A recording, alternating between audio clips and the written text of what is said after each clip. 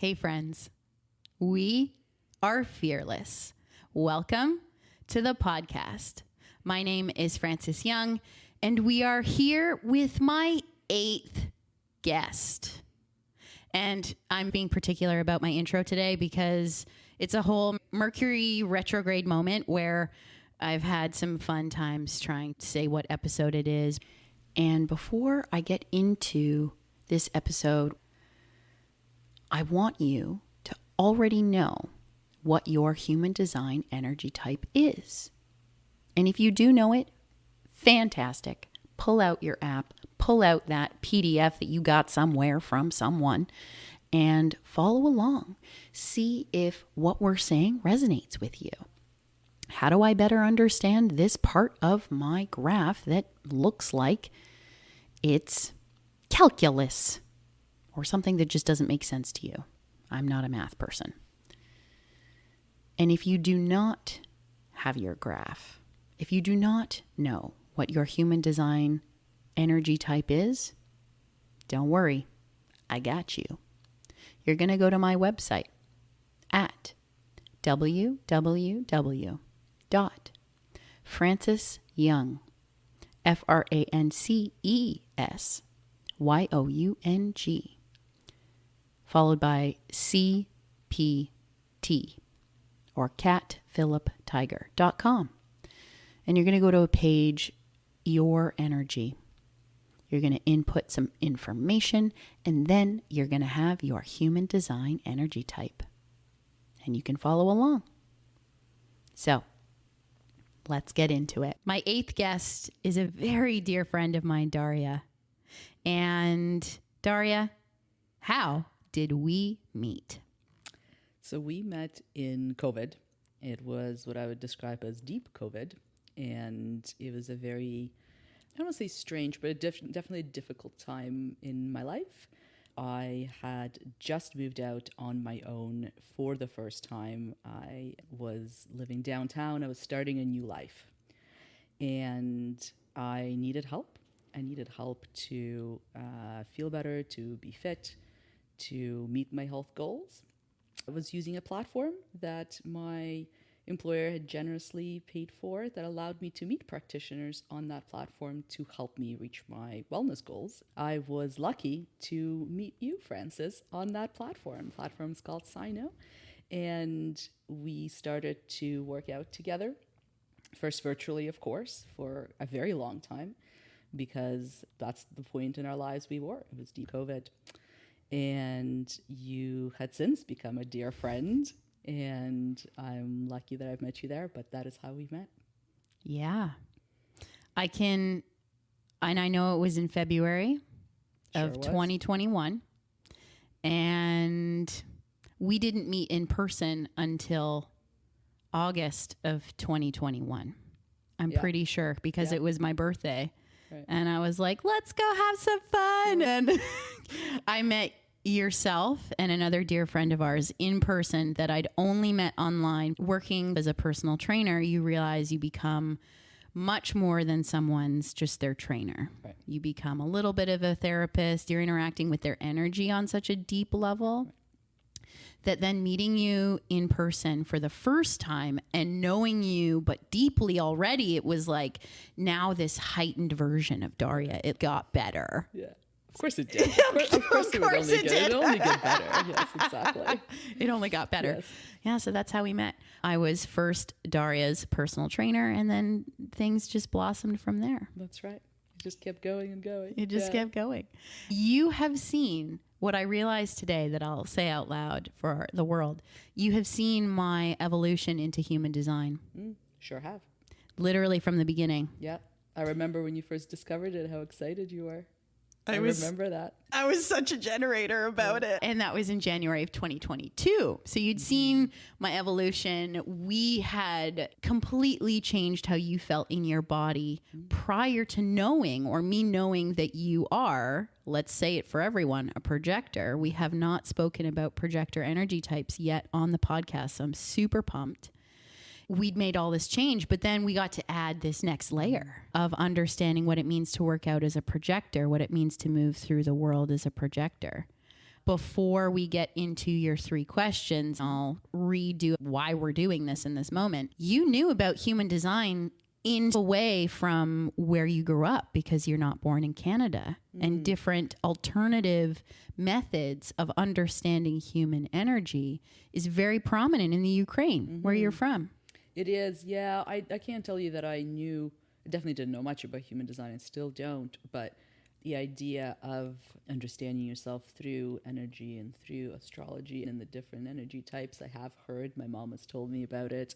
I knew once you start talking to me about it, I knew I was a projector and my sister is a manifester. But it definitely, in Eastern Europe and in Ukraine in particular, these modalities and these ways of understanding each other, ourselves, are probably more popular and more commonplace than here.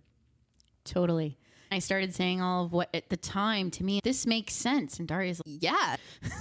I was like, okay, amazing. I love that you're already hopping on board as much as I'm learning in the moment. Again, you've seen my whole evolution and now I have a podcast about it. Love it. And now I'm on it. And now I know, like it's Wild. awesome Wild. and wild. So the basis, this Fearless Life podcast is I invite the people that are near and dear or the people that I also just jive with to learn more about their design in a very candid, very warm. We're in my home on my couch. We have tea. I've got slippers on. Darya's like relaxed into her armchair of projector analyzing moments. We do it in a way where it doesn't feel like you have to overthink what it means to learn your energy type, because we've already been doing it since birth. And I just want the world / my humans to understand themselves in a deeper way, in a way that makes them feel empowered to live their life the way that they're designed to already. So that's why we're here. So thank you for accepting the invitation. Totally. Which maybe we'll even, I'm only laughing because for those people out there that don't know what the strategy is for a projector, it's called waiting for the invitation. So Feels right. Yeah, I can wait to say that. First of all, though, I always draw my guest's graph. So I have Darya's, trying to lift without, we'll just say it because, yes, I have a ring light here. We have to acknowledge it. We have to acknowledge it just so we look pretty. But this is Darya's human design graph drawn. This is her graph. This is the weird lines and chakra moment. And I had a lot of fun drawing yours because I put on different colors today. And looks very different from all the other ones we've had on the podcast as well. That's just going to live in front. Don't fall over. I feel like it's going to fall at some point. Well, there see it what is. happens. Okay. Darya, you get to ask me 3 questions. I don't know what they are today. So it's exciting. All right. So I did prepare 3 questions, but I actually might switch things up as you were talking. Yeah. It made me think of you training me and working with me. How, once you've learned about human design and you've learned about my energy type, what did you change? What strategies did you use, or how did you, because for me, it seemed fluid, right? It's just a fluid evolution of how we work together. I don't know that I could really pinpoint, but I certainly over time continue to gain more and more value from our workouts. So I wonder, what did you do differently and why? This is a great question, because this is ultimately where my niche is in human design, of coming into it from the fitness background and already feeling quite intuitive into what somebody may need in one particular session, regardless of their goals, as a nugget to one side as to what I have in the back of my head and how I've just always intuitively worked with somebody. I used to, this will feel like a story to take a tangent into your question, so don't worry. Yes. I used to really dislike writing out programs for clients per session, because back in the day when I was getting comfortable with it, close to 10 years ago, it would sometimes take me like 30 minutes to write a program because I'm worried about, we need to lift this much today because we want to get to this goal at this time. My brain was overthinking it. Then a person walks in and they're injured that day, or they have a headache that day, and I'm like, I got to learn how to fucking adapt. Right. I got to adapt, and shit, maybe we're not going to make it to their goal on X. Life gives us roadblocks, just in the way that a session might. Over time, I tried to release that conditioning of I need to be perfectly ready for the moment of a session. Once I better understood how energy types out of the 5, how they respond in the moment in a workout, let alone over the course of a week, a month. In your case, for being a projector, I better understand that for yourself, not necessarily a slow vibe, but I build your intensity over the course of a workout. Projectors love to understand why they're doing something, whatever it is, especially also in a workout and how they're moving their body. So with you, I know that I like to use a little bit more descriptive language of let's take a breath here. Whereas if I were to train a manifester or a generator, sometimes I'm just trying to get them fired up.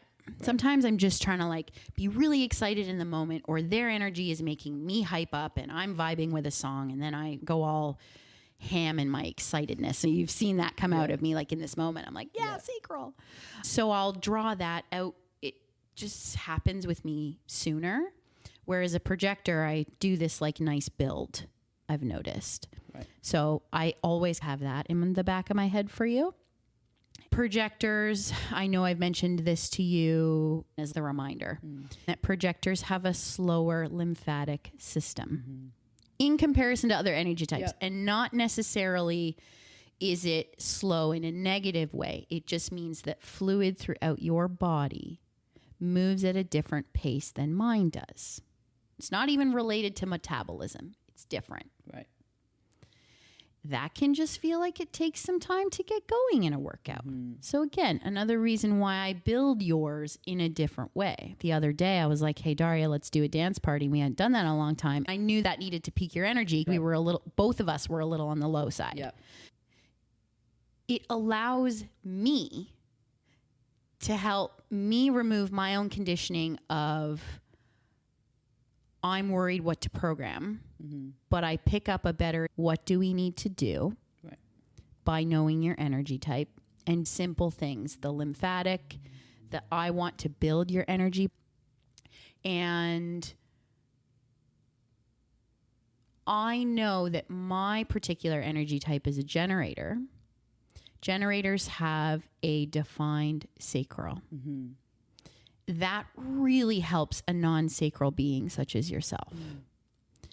And that I know that also throughout the session will help build you. If we're on a day and I'm thinking that, okay, Darya's done X amount of movement anywhere else in the week, she's done a spin class, she goes on walks daily, that there's going to be a moment mid-workout where I really want to see how much I can push her, but I also know that my sacral is going to help you do that.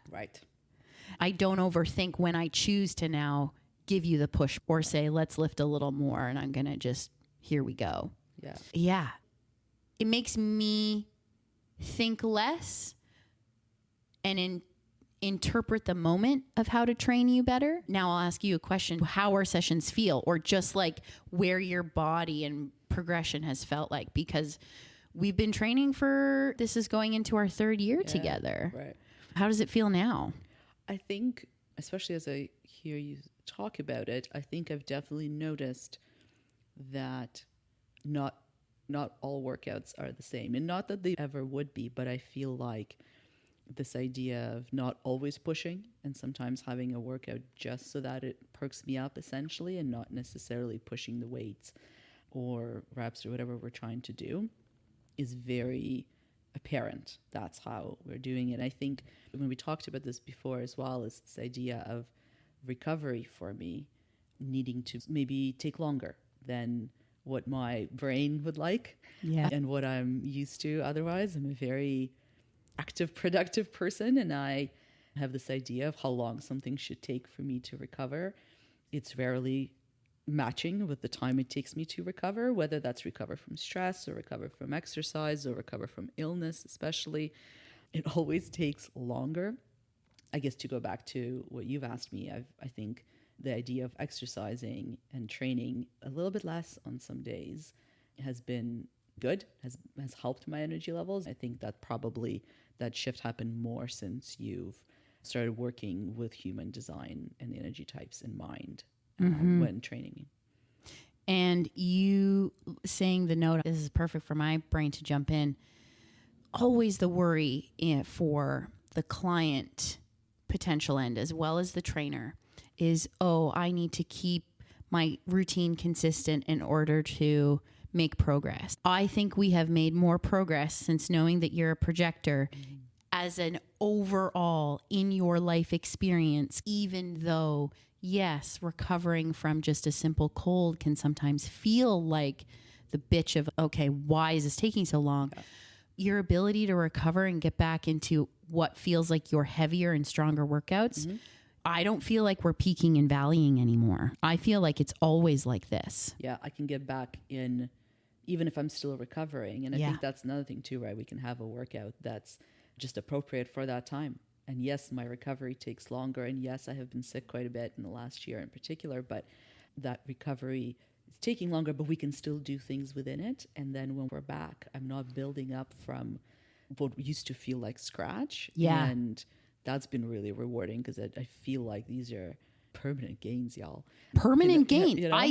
I feel that so strongly as a yes in my gut in this moment of being like, yeah, I fully know that has happened for Darya. That was one of the biggest things in our first year of training that I was like, shit, how do I help Darya in this way? This is, I feel, the only thing that is getting in our way of how her brain and her body is then energetically thinking, I'm starting at ground zero. Right. You know? That has literally only come from me knowing that you're a projector. Mm-hmm. That's cool. Cool. Absolutely. And I'll mention it because I listened to it today on another podcast. Jenna Zoe, you are going to listen to this podcast one day. You're also a projector. I love you. I listened to you happen to mention something in her episode that was about working out.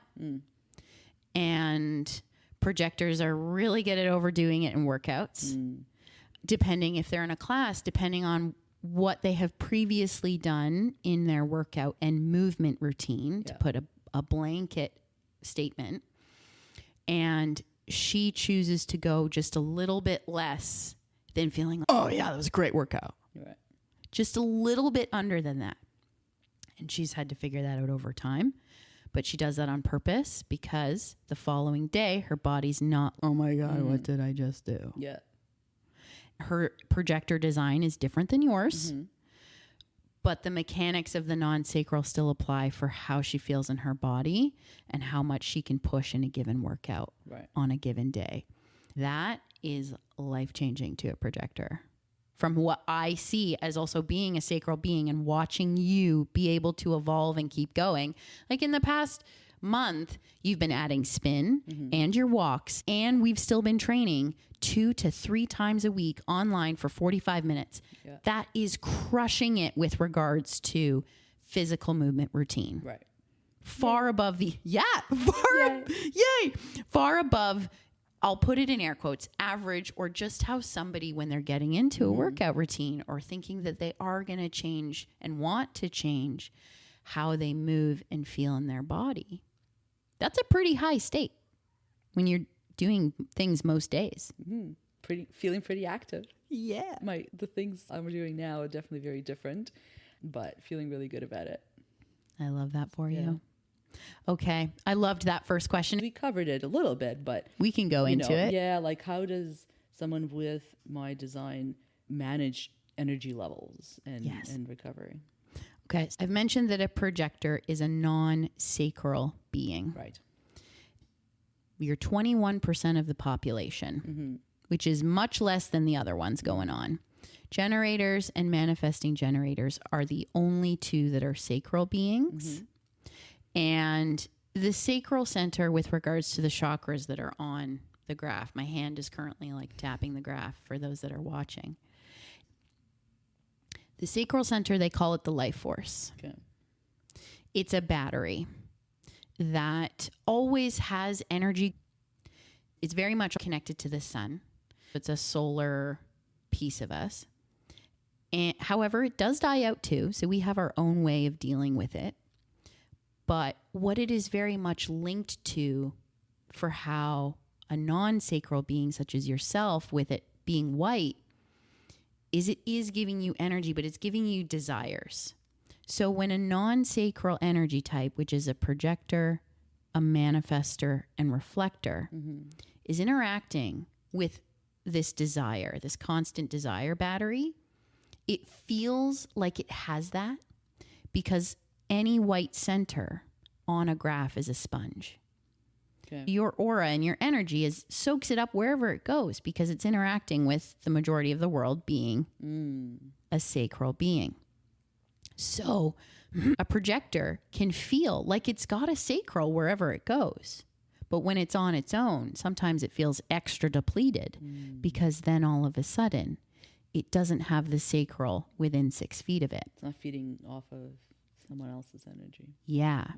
When a projector or non-sacral being is just even aware of that, it allows them that when they are by themselves to really let themselves rest, feel it's okay to feel depleted or to feel whatever word you want to use. You don't have to even say tired, but let your body come to a more chilled nervous system state, like sink into that parasympathetic, and really taking time away from any sort of device in front of your face.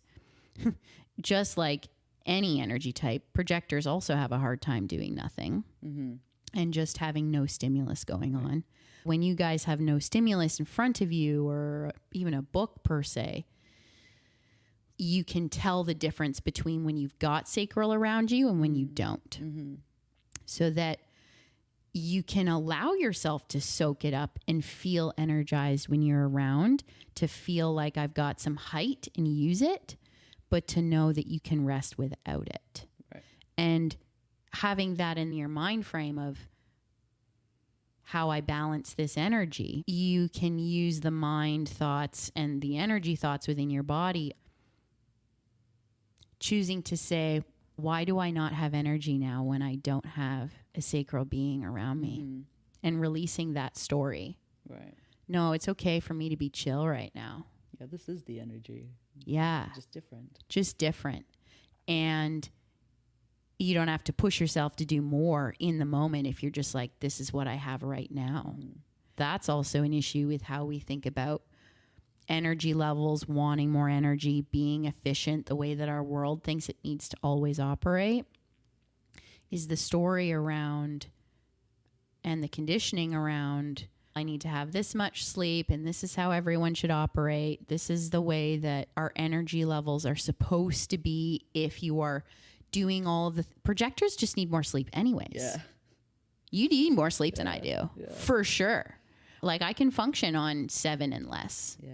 You need way more than that. That's right. 8 to 9 for sure. Yeah. Like minimum. I know some projectors that sleep like 11 hours and they have to every night. And that's good. Yeah. But for me, that overdoes it. There are other places in your body though, that is giving you energy as a projector. Okay. And there are 4 chakras out of a graph that they call the motor or energy centers. Okay. The sacral center is one of them. The one that people can see on this graph right now is the orange one. And that one is the ego or heart center. And when that center is colored in, they call it defined. That energy is always living within you. And that's a motor center. It's a very powerful one in the ways in which if you understand that I have this one, that then you can start to use it in the way that will feel like it literally boosts your energy. The ego and heart center, I love to say a statement as to how you can speak to yourself about accessing this energy. That is the statement, I want. Okay. And I say it in that way is because ego, I love talking about it in the human design concept, but when people initially hear that, there's sometimes like some resistance and there's lots of mumbo jumbo in the spiritual community, just let alone the world about people with big egos. Egos are great in human design. It's giving you energy on purpose. Yeah. When we relate it to the sentence, I want, I'll ask just a kind of open-ended question. Like, since you were a child, did you notice if you really wanted something? Like, I want this chocolate bar. I want to go to the park. I want, on whatever given day, feeling into the I want and actually doing that want. Can you think that it has given you energy or motivation to go do the want? Yeah, for sure. Cool. Yeah. And do it like right away. Yeah. That's awesome. Yeah. So anytime that you're like, yep, I want to do this today, that is your body and defined ego and heart being like, let's go do this. Right. I want to do this, so I'm going to do it. Let's go. And it's very powerful to be around a defined ego. I don't have one. There are ways that for me that I'll pick up on those things from you today also, which is cool. And because I know your graph well from drawing it and looking at it today, that is the only of the 4 motor centers that you actually have lit up or defined. The other 3 are the sacral, the solar plexus, which is the emotional center. And then the other one is the root center, which is the very bottom square on the bottom of the graph. First, mention a couple notes about root center and why it is and how it plays on a projector's energy if it is white in particular, is that for also not having the sacral lit up, with regards to physically what's going on in our body, our root chakra is connected to our adrenal glands. Okay.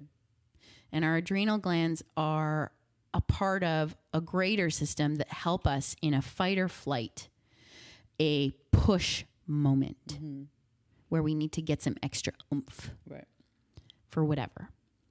If it is white on anyone's graph, but let alone a projector, you are taking in pressure and force from the world and can amplify it. That's what the white centers do again. They're sponges. They soak it up and they make us feel like we need to do and we need to go, and they're propelling us. Yeah.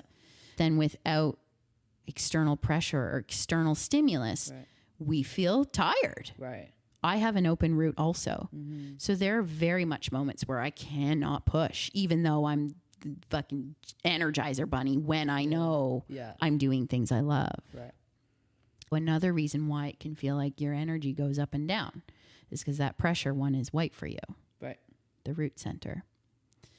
But just because you have 3 out of the 4 motor and energy centers that are white, you are one of the most energetic projectors I know. Like projectors have just as much energy as others. Right. Yeah. It wants to operate at a different speed. Yeah, different frequency. That's totally.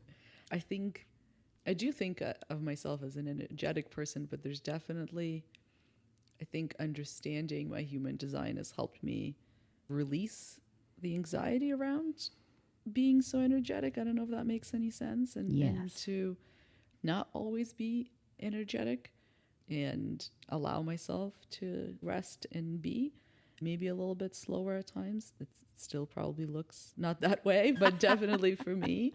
And trying to figure out what is actually what I want to do at any given time and what is the state that feels right, and listening to myself more and giving myself permission to do that.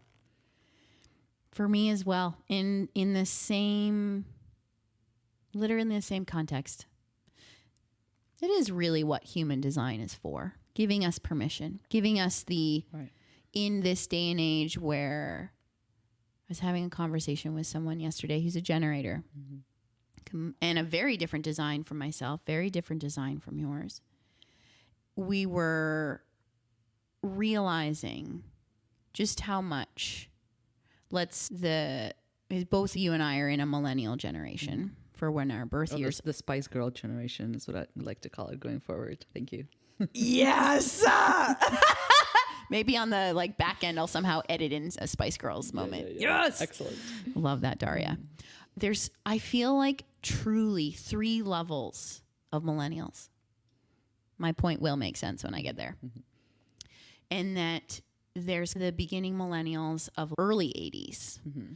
82, let's put them in there. 82 till say 89. Mm-hmm. And there are a bunch of individuals in that stage. They were the first ones that were like, fuck it to the system. I don't like this programming. I'm going to do something in my own way. Right.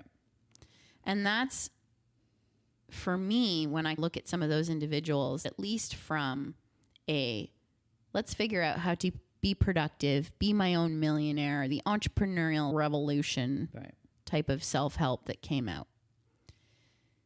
There was a big boom of that going around. And then there's like the mid-millennials between 89, 90 to let's even say 93, a shorter moment because I'm in that bracket where we watched the earlier millennials and all of the content that they started producing. Mm-hmm. And we're like, okay, let's follow them. Right.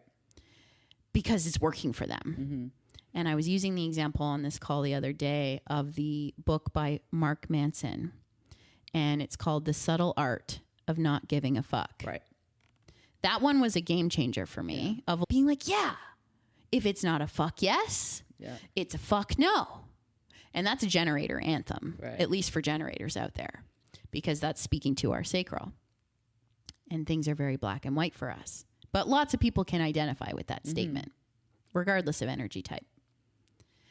But then there was a moment for me in the past, I would say 2019 and early COVID, to say 2021, where even that statement wasn't working for me anymore, of like how I can relate to just going about my day and going about strategy for business and this and now what should I, like all of the other conditionings. And then there's like the later half of the millennials, that third moment of 94 to 97. And those guys, the woman that I was speaking to was 1995. They are even more tapped into how they've watched the early end of the millennials start to deal with learning about their bodies for them, learning about how to release traumas, how to just have self-awareness in their own practices that is giving them even more of the power of realizing now that human design has become it and is becoming larger and larger, because who knows where it's going to be in another year from now, is that the early millennials had it right to say fuck it to the system. But now we've built a system on saying fuck it to the system. And even that doesn't work. Right. So thank God human design is here's you. Use your system. Yeah. Now we don't have to listen to anything else. In air quotes, there's still laws in society. Yeah. But we can work within it to just let our body carry out the divine experience of being a human. Right. That was a long rant for me, sorry. That, but I was feeling passionate about it. that experience of the past week for myself, because we can think so much about our design once we learn about it and as we get curious about it, and then you can overthink it. Like we do everything. For sure. For sure.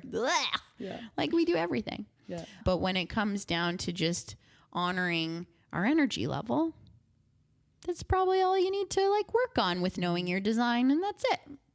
I don't even know what I'm working on in my design right now. Thinking about it less. Yeah. No kidding. For me being the nerd That's right. about human design. Do you feel like with me explaining the 4 energy centers, does it feel a little more resonant of how you have felt you've been able to decondition from, it's okay that my energy is here? Yeah, for sure. For sure. Cool. And use that ego. Use that I want. Yeah. Sometimes always saying less is more. Yeah. All right, Darya, question 2. Talk to me about, feels like an interview, and I have done many of them for my professional career, which is very separate from these pursuits. But this is almost sounds like a beginning of a behavioral interview question, but I digress. Talk to me about the non-emotional in my design. What does that mean? is that a projector situation or not? And I think that's one of those that, and it's probably not just me, but when you read in a chart, you're like, non-emotional. I have so many emotions. What does that mean? And how is that essentially a useful piece of information to understand? We haven't gone deep about non-emotionals yet on the podcast. This is the moment. Voila. Yes. I am also a non-emotional. So I'll first describe what the non-emotional is, and then we'll also talk about specifically non-emotional as a projector, because that also has a vibe. A non-emotional can be any of the energy types. Okay. A reflector is actually always a non-emotional. Right. I'll mention that. Can be any of the 5. But what it means specifically from the graph standpoint is when you're looking at your graph, if your solar plexus, which is the emotional center in human design, is white and not colored in, it is not defined. Okay. That means that your energy operates as a non-emotional. Mm-hmm. So me being a generator, I'm a non-emotional because that's white on mine. You are a non-emotional. You do not have the sacral, but that triangle in this case is white. Right. And you can still be a non-emotional even if you have those little numbers coming out, those 64 numbers. Yeah. I have one coming out of mine and you do as well. I want to look at it. I'm not going to hold it up. I'm pretty sure you have 40. No, you have 22. Amazing. Whenever I look at numbers, I'll add a little story to this on people's graphs, and I haven't looked at them in a while. I get super excited when I look at what numbers because I know what all the numbers mean. Right. And I'm like, oh yeah, of course Darya has that one.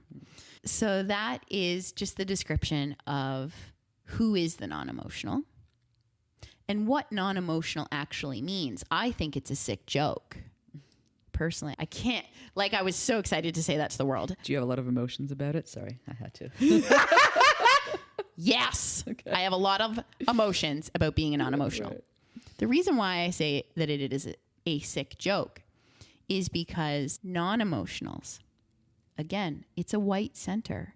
It's going to soak everything up around it. Right. It's a sponge.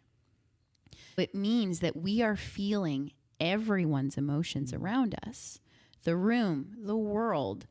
We sometimes carry emotions from a couple days ago, right, or a month ago. Our body processes them in a different way than if someone is in energy and has their emotional center filled in. They have what is called an emotional authority. Right. And their body experience of being an emotional is completely different from ours. For the non-emotional, we're soaking in emotions because our body is designed to feel them in a different way. It wants to soak them up. It has the white center on purpose. It's not random or a coincidence. Right. We were given that design on purpose.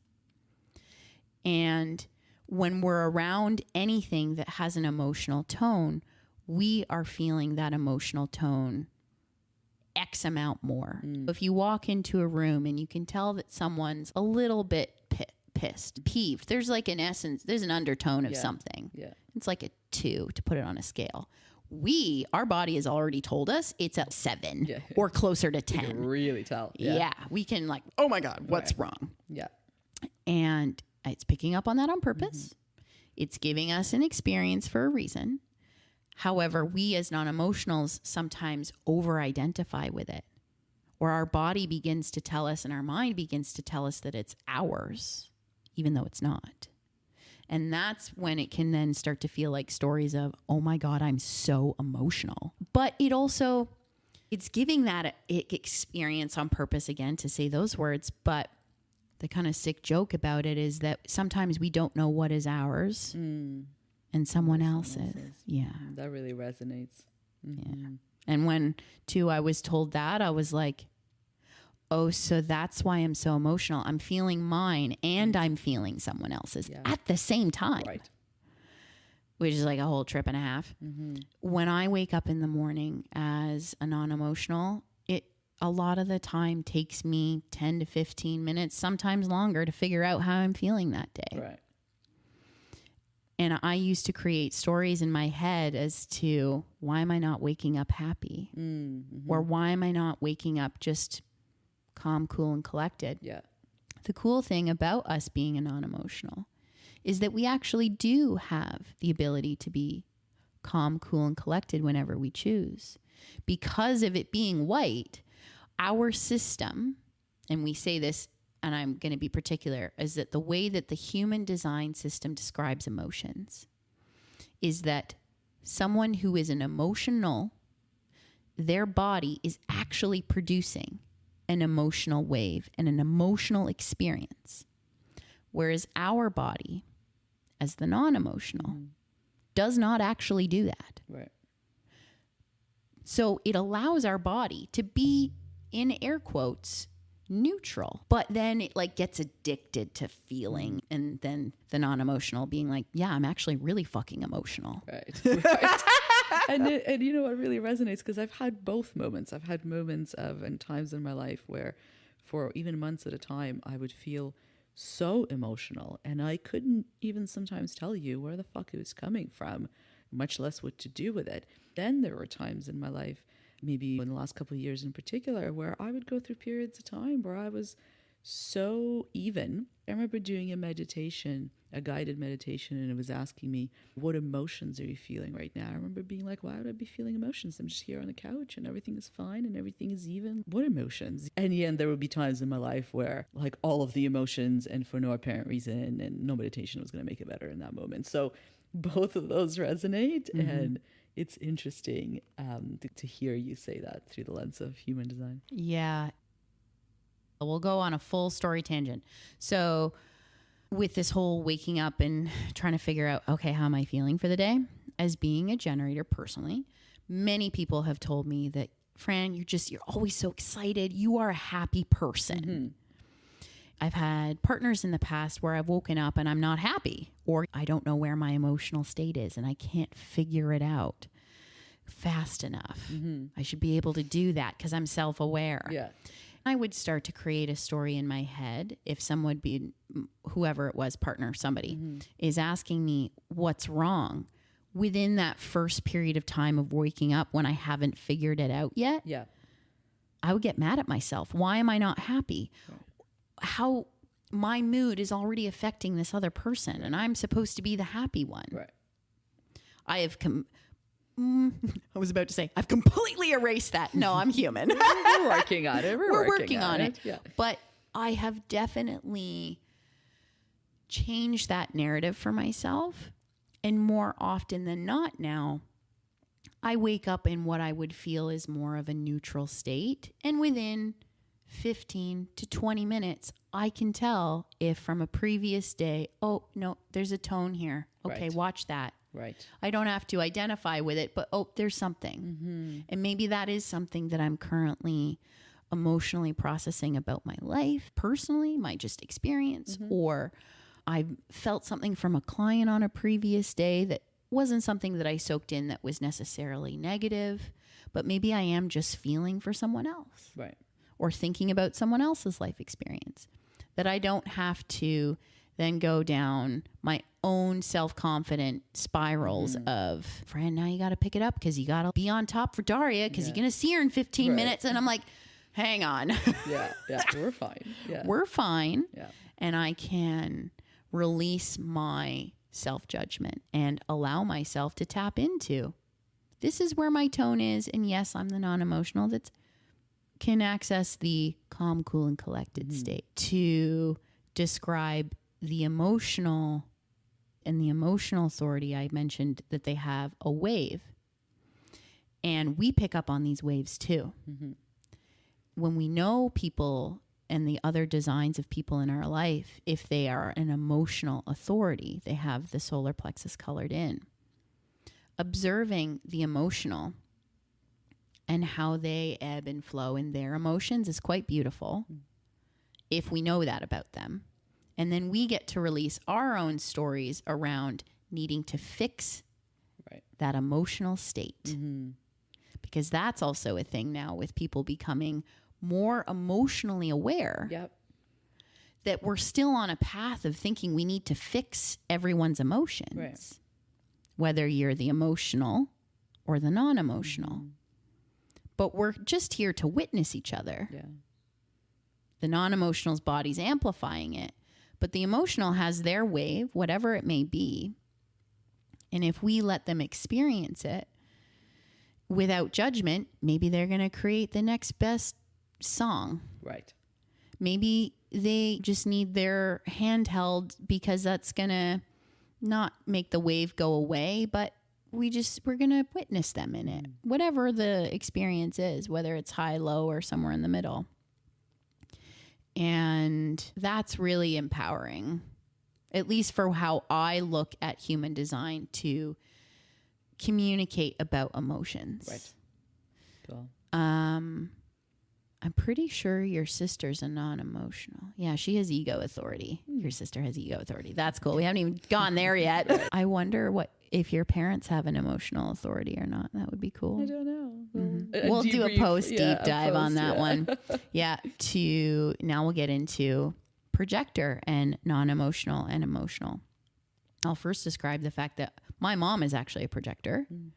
When I learned that, Mom, when you listen to this, it completely changed my relationship of how I saw you into the best way of understanding this is why my mom analyzes things in the way that she does. Just that. And she is an emotional projector. Her emotions are helping her decide. That's what the emotional authority means. Right. For someone who has it colored in. Yep. And her emotional wave, or anybody that has that colored in, is giving her intel on what to do and when to do it. So actually listen, when people say don't make decisions when you're emotional, human design rips that out and says no. Right. Listen to your emotions. Yeah. For some people. Yeah. Because it's giving you a moment to pause and reflect that, okay, just come back to me in a day or in a few hours. If my emotion has changed and I'm not as charged, or it makes me happy to think of doing something, then I should decide to do yes or whatever decision. And projectors need time to process in a different way than other energy types, for the fact that you guys have this beautiful way of seeing the world. Because whatever you guys are so like, I just need to understand this thing, whatever it is, you're going to analyze it to the 10th degree to be the most efficient at doing whatever the thing is that you are thinking about. Me just saying that, is there something that in your life you've thought about at what point that you're like, I just really want to get good at this so that I can be good at it to do it better or more efficiently? I'm using that sentence particularly. Yeah. You know what? The example that comes to mind was online dating. Yo! I didn't do any online dating until I was married, and I got married quite young, which was before the apps. I think things like maybe Match.com were around, but no one really does that anymore. And when I joined the online dating world in 2021, I became very quickly, I knew everything about the apps. I took all the time to figure out, okay, what is the landscape? What I couldn't really do the online dating until I became comfortable with what are all the apps, what are the advantages of one versus the other, like why would someone use Hinge and why would someone be on Bumble, what are all the different features. Started paying attention to how the algorithms were working and what was I seeing on those apps, and really wanted to figure out how it all works before I could even, I suppose, relax into even enjoying dating or using the apps. That's so cool. It can literally, projectors analyze the things you wouldn't necessarily think would be something that someone would want to analyze. No one I knew was doing that. Yeah. That is a projector moment. Yes. So my housemate is a projector, the woman that lives in the house that we are currently sitting in. And something random that she analyzed that she didn't even initially think she would be into would be TikTok videos about certain subjects. Right. But yet she does not have her own TikTok account. But just to help others. Yeah. And now you have all this intel about dating apps that you can tell everybody about. Right. Yeah. And then I did do a fair amount of coaching with some of my friends who were in a similar place afterwards. I was like, I got you. I got to tell you the things. Just sit down and listen. This is what they do. Yes. Okay. So that's a projector in a nutshell. Speaking about them for the first time on the podcast, projectors are the light. You are the energy type that is here that takes in a whole scenario, just in the way that a projector on a wall shines light and we can see things clearer. Right.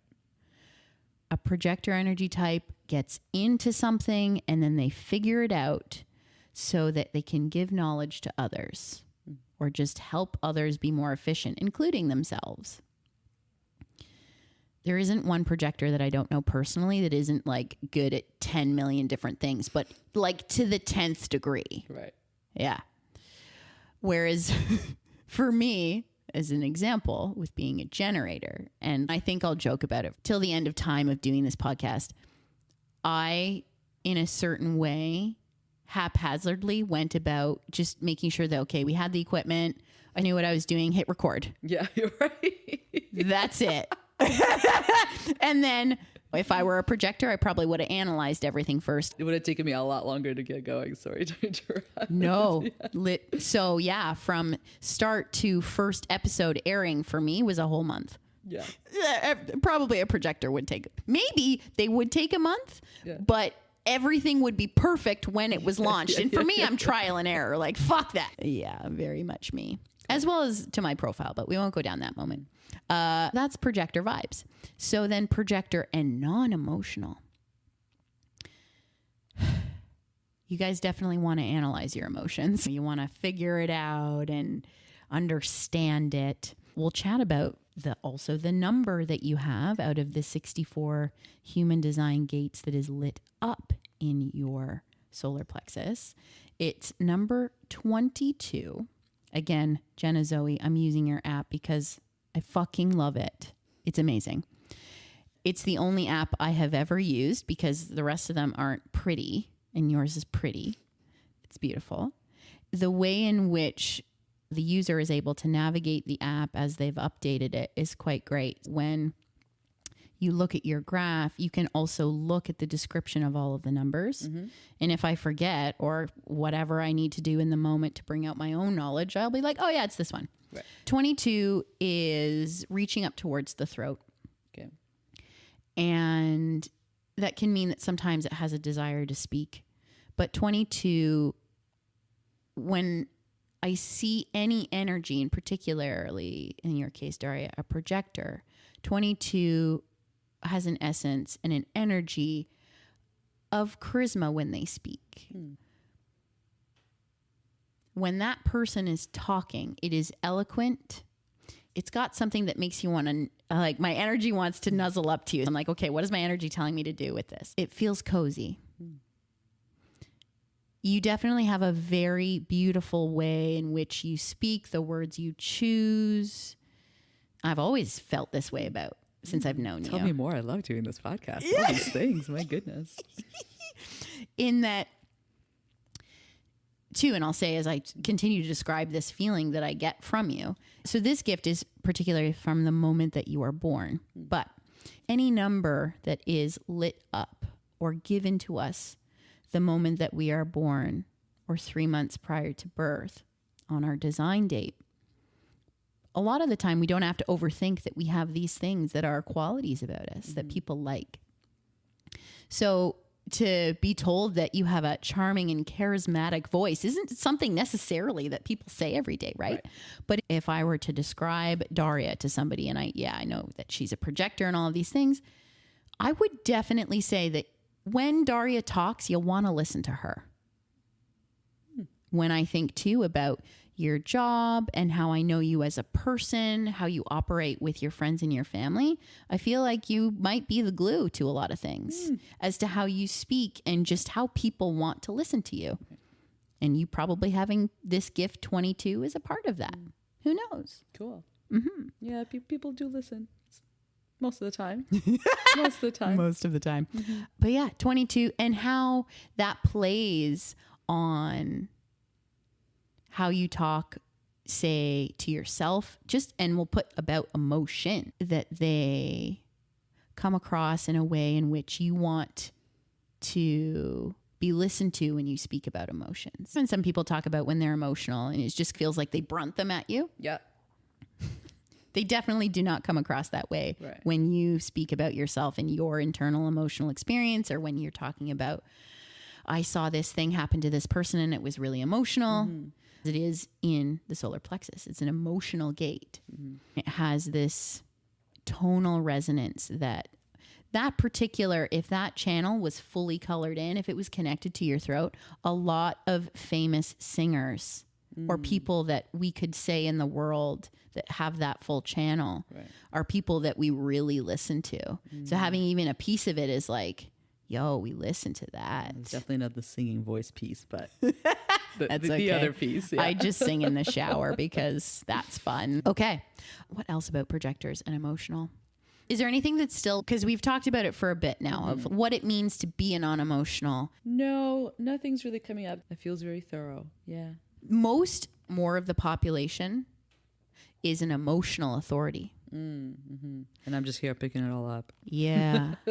Another, like, the more open centers we have, the more, oh my God, what is mine and what is someone else's, we can feel. And it's okay that we're sensitive. It's okay that the non-emotional feels like they don't know what to do to turn off the tap. Cool. I love that we went so deep for the non-emotional. What is your third question?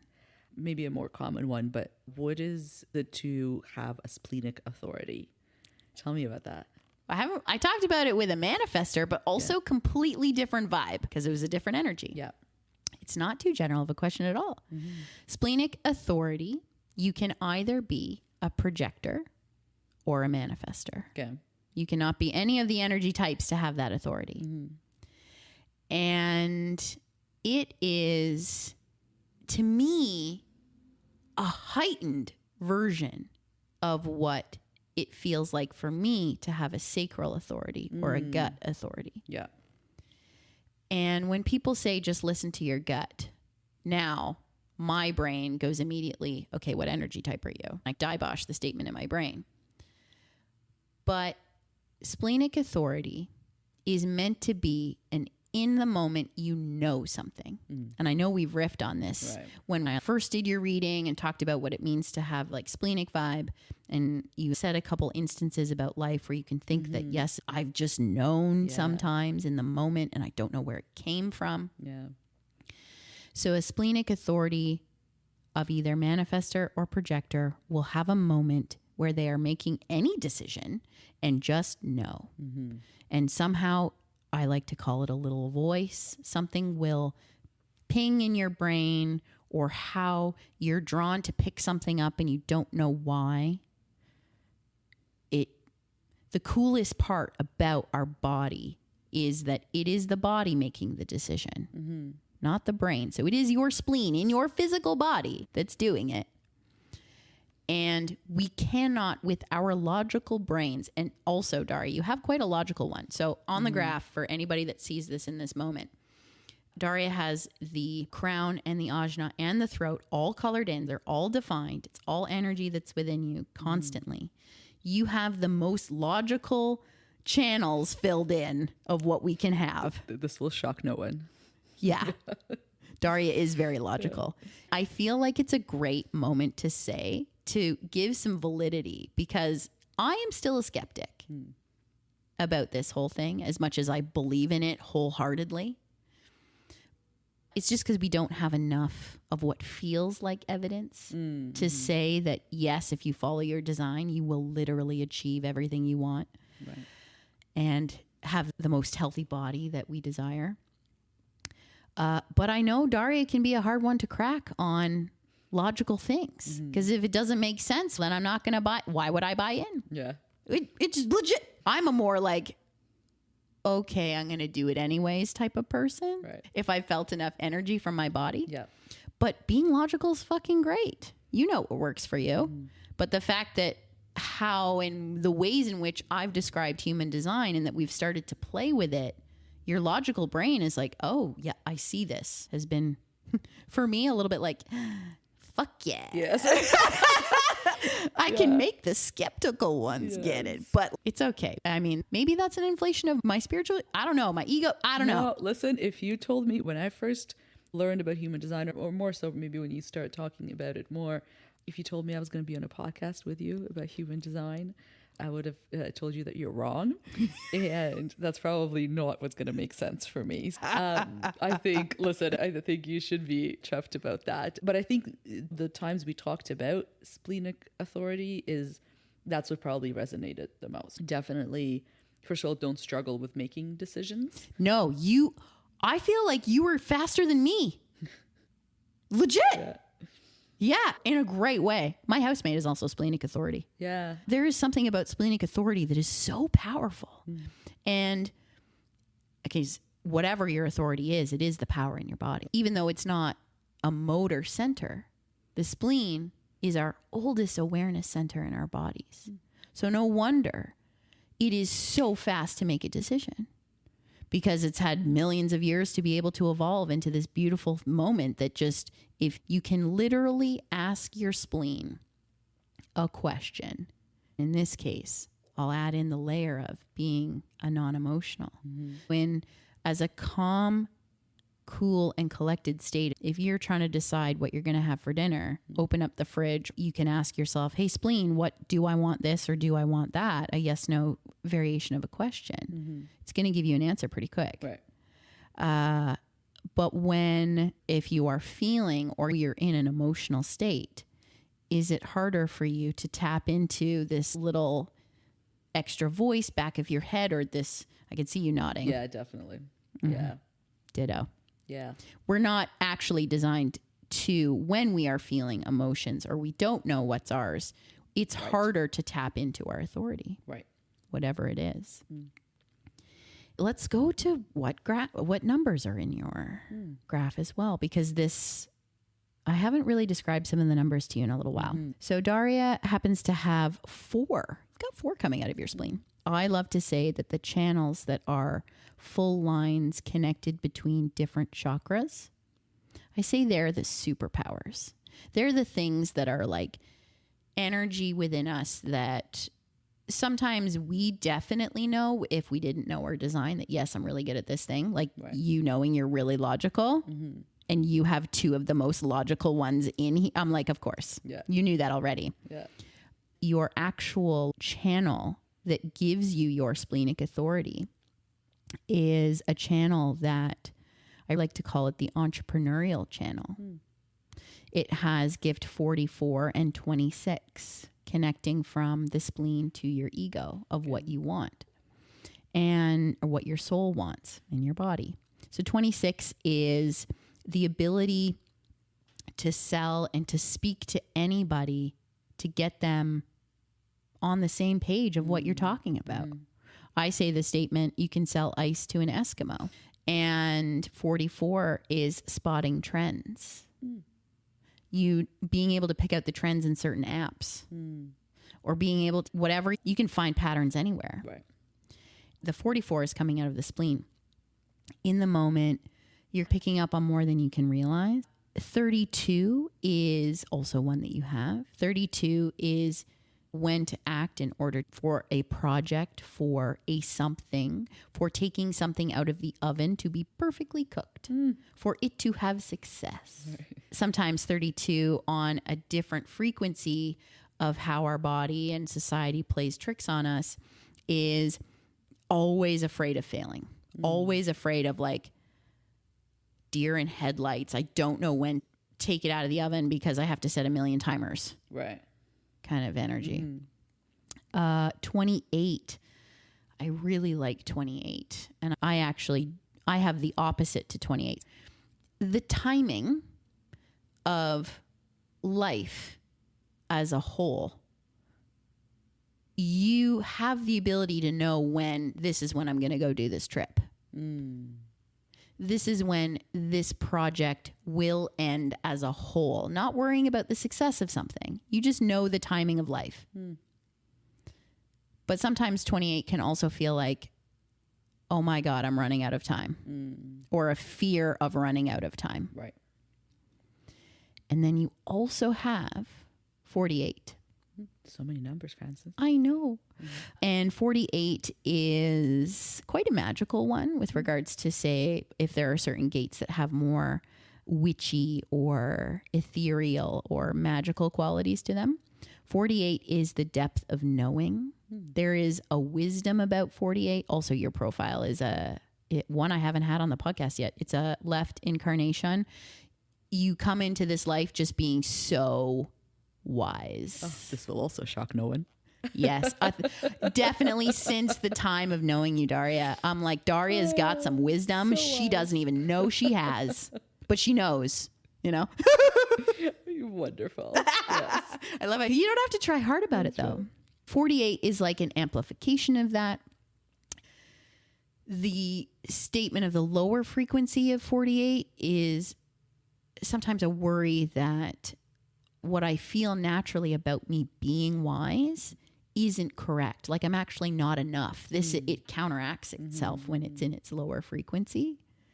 I've literally watched it operate in its lower frequency to someone in my past.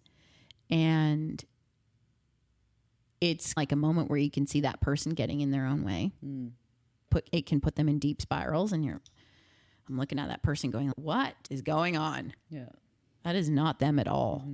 Again, another gift within your frequency that's just is. You don't have to try. It's not one you have to think more about. Right. And spreading your depth and your wiseness is something that, along with having that in you, isn't also something that you have to overthink either. People are just naturally going to come to you because they feel that wiseness about you. So when you're particularly having like mind thoughts about, okay, what does it mean to listen to my spleen? Everybody's splenic authority does speak to them differently. But if it's anything to do with patterns, timing, and feeling like you're a wise sage and people coming to you, or how you think about that in yourself, there's going to be like an extra knowing for you, right, or an extra superpower way to tap into it. Asking it yes, no questions, or the first answer that comes to your mind of what is the thought to say, as opposed to hearing something go off in your mind. And then if your brain starts to create a story around what went off, you may have missed what went off. Yes. Right. Yes. By me saying that sentence, can you in yourself feel like, okay, I've overthought this one, that maybe this was actually what my body was trying to tell me to do? Yeah, I can't think of any specific moment, but the feeling that kind of what you've just said evoked is probably more in romantic relationships where, there's just a lot of overthinking for me, but that overthinking goes against sometimes the initial feeling or thought that I would often later come back to and find to be true, if that makes sense. Totally. And in any given scenario of romantic relationships, of work, and when our life is giving us a moment as a soul having a human experience, I play with this concept all the time in my brain, and how I think about my own life is that our body will keep giving us, and our soul will keep giving us the same experience until our body has not learned enough, but okay, I'm ready for the next way that I'm going to learn this lesson in a higher vibration. Right. We're still never getting it wrong, no matter what. If we've thought that we've listened to our spleen, when then we know when we have splenic authority, or for me, gut, and we're still going to overthink it. Energy around us, the universe, our greater soul path will still put us back on the right path with whatever decisions we make. I've definitely tried to remove my conditioning brain of the program of, now you know this thing, so now you got to overanalyze it to get it right. Yeah. Listening to the spleen, or not listening to the spleen? Shit. Yeah. In the way we still overthink everything. My body will get me in the right path when it is meant to be there, no matter how many times I have to keep going down one path. And that's the magic of being human, but also feels like the hardest piece of it all. Do you feel like you have a different understanding than when we first started recording? Definitely, and definitely more detailed as well. It's actually been a while since we talked about my design. It just shows up naturally through our work and conversations, but not so much in a dedicated way. I think it tied it together a little bit more now as well, because it seems like all the things I asked about is all connected, right? The design, but it brought it together a little bit more. Cool. I like that for you. I love to be honest about the fact that I still am only 2 years into understanding this myself, from my own personal human experience. I try to play with it. I try to make it easy, just in the way Jenna Zoe says, take it back to your strategy and authority. Our strategy is how our body interacts with the world. Because I haven't had a projector on the podcast yet, I will say that how I had this joke at the beginning of waiting for the invitation, a strategy for a projector as to how they interact with not just any human, but the way that the world is going to give them energy back and move their life forwards, is that if they are pushing and shoving their way through the world, they are going to feel bitter. They're going to feel not appreciated. I know we've spoken about that, and you're like, oh yeah, that hits home. Because a projector's energy gets good at what they are obsessed with. And then they don't have to overanalyze. If someone asks for a projector's opinion, gives them this invitation, then the projector can share and things move forwards. It doesn't mean that a projector can't put out resumes or can't tangible, but how energy will flow back to you is that somebody needs to appreciate your energy, wants to feel seen in order for things and that thing to be correct for you as the next step. So that's what waiting for the invitation means as strategy and authority for you, splenic. Going back to those things, honoring your energy level that day. If we do those things with knowing our design, we don't know yet how awesome our life is going to get better than this moment right now, sitting on this couch. This time last year, this house wasn't even purchased yet. This whole concept of a podcast didn't even exist to me. I just wanted to be on other people's podcasts and people to hear me. I would not have conceptualized everything that is currently where I am and what I am doing this time last year. But strategy and authority got me here. Of course it did. Yeah. Is there anything else from all of the things that we've talked about today, Darya, that you want to ask? No. Pretty tired, not gonna lie. It's a lot for my projector self. I know. And too, Mercury retrograde's got my brain going. So we're gonna wrap it all up for the day with a Fran frequency. Also, Darya, thank you so much for being on my podcast. My pleasure. I love you. Yes. Mwah. Okay. Fran frequency, folks. Here it is. That was a really quiet one.